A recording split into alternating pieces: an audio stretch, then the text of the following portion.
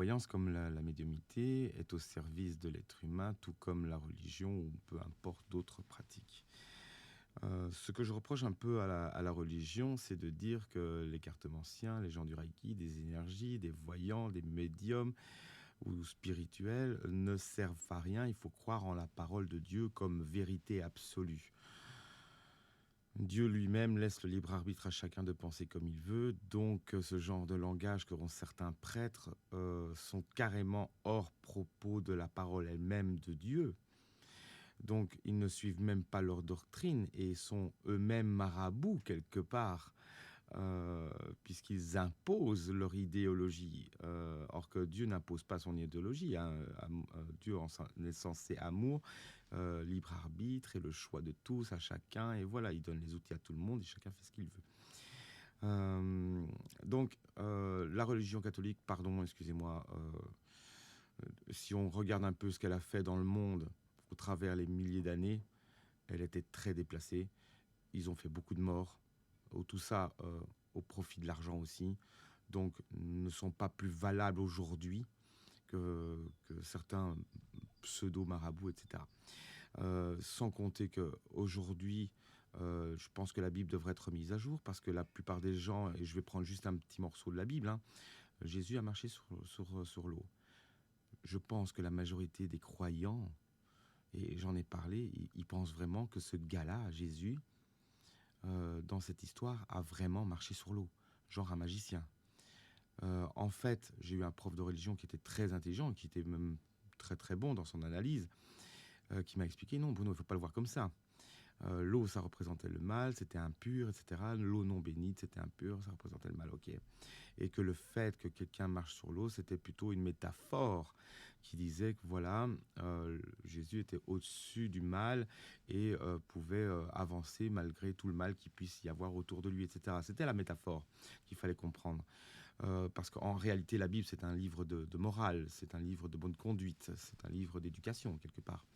Voilà. Mais la majorité des gens qui sont croyants ne le prennent pas comme ça, hein. Ils l'interprètent bêtement. C'est pas possible. Ils vont vous répéter les versets, mais par cœur, mais sans comprendre le réel sens derrière. D'ailleurs, excusez-moi, mais la majorité des gens, pas tous heureusement, mais qui vont à l'église, sont des pingres. Ils ne partagent rien. J'ai eu à m'entendre un cas de figure qui s'est passé exceptionnel.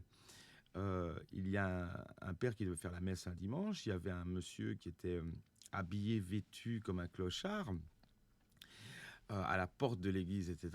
Beaucoup de gens habillés sur le 31, vous savez, à l'église, ils sont toujours bien chic habillés. Très peu ont donné la pièce, d'accord, mais très très peu.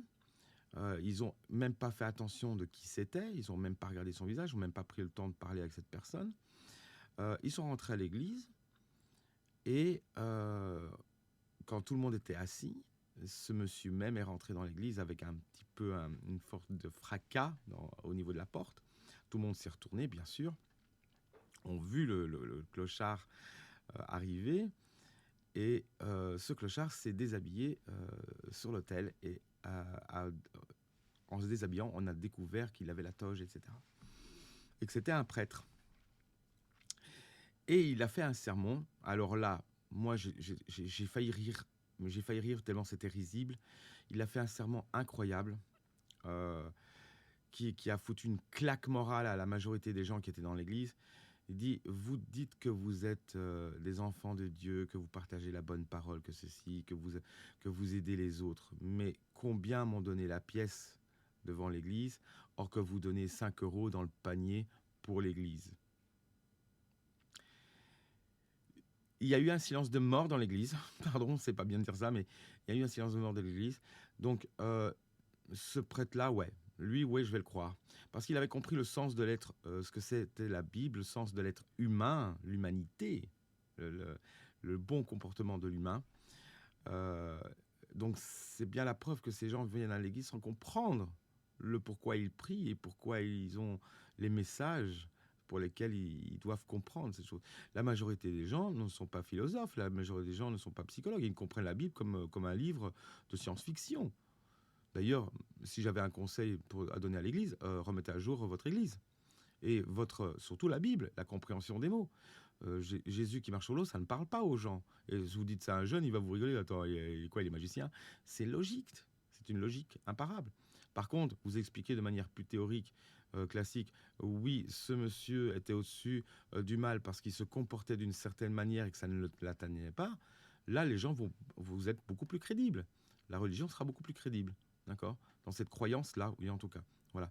Donc, euh, pardon.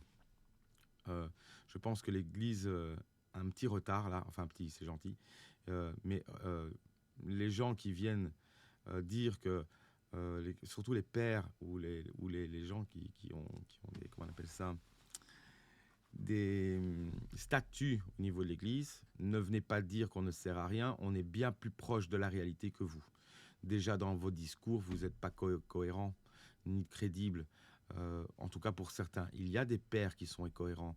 Le père Damien, le père Philippe, il y a le père, je ne sais plus comment il s'appelle, mais celui qui est le père des motards, qui est à Bruxelles. Ce sont des gens, oui, eux, ils ont compris la réalité, ils sont sur la terre, ils sont à l'instant T. D'ailleurs, leur discours est complètement différent du discours de l'Église qui se permet de répéter mot pour mot ce qu'il y a dans les versets, sans vraiment comprendre. D'accord? Non, je suis désolé. Euh, la religion n'est pas faite pour endoctriner les gens. La religion est là pour faire comprendre qu'il y a une morale à avoir, une certaine philosophie de la vie pour le respect des gens et de l'être humain, des animaux et ainsi de suite. Voilà. Ce que je vois à l'heure actuelle dans les églises, ce n'est pas ça. Clairement pas ça. Donc, je pense que l'église doit se remettre en question sérieusement et se mettre enfin, au goût du jour, clairement.